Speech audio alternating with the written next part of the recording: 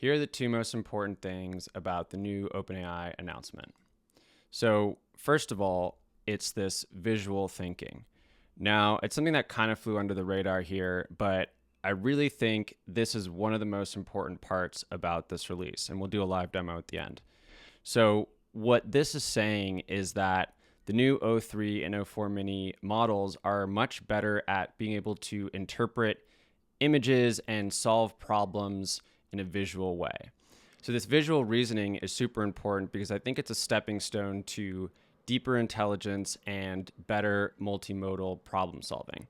And here you can see in the benchmarks a pretty significant improvement in this visual reasoning. Now, I do want to emphasize that I think we're getting into territory where benchmarks just mean less. What really matters is how do these models function in the real world? So that's the visual reasoning, which I think is really important. The second thing, which is really important from this release, is that they're not running into the expected scaling plateau. So this bottom graph represents what people thought would happen as you scale compute to train these models. Essentially, for each additional percentage of intelligence, you have to dramatically increase the amount of compute.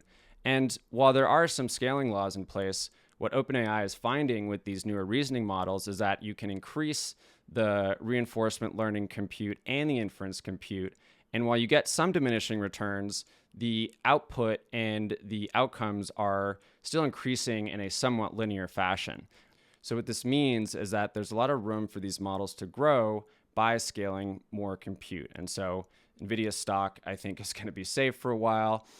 But more importantly, it means that these models can get a lot smarter than they are today. So we're not facing this hard plateau that a lot of people thought we would have reached already.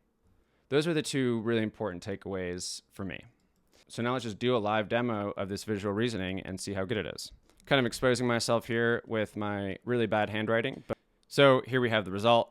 It obviously thought for a long time to get here, but most of that was really just the model kind of second guessing itself and trying to verify things.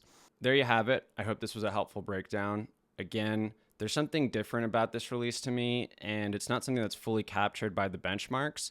There's just an overall step change in how these models are using tools, how they're providing real-world results, and just the general interaction. So if you haven't tried out the new O3 model, I highly suggest you check it out. I think there's something different here.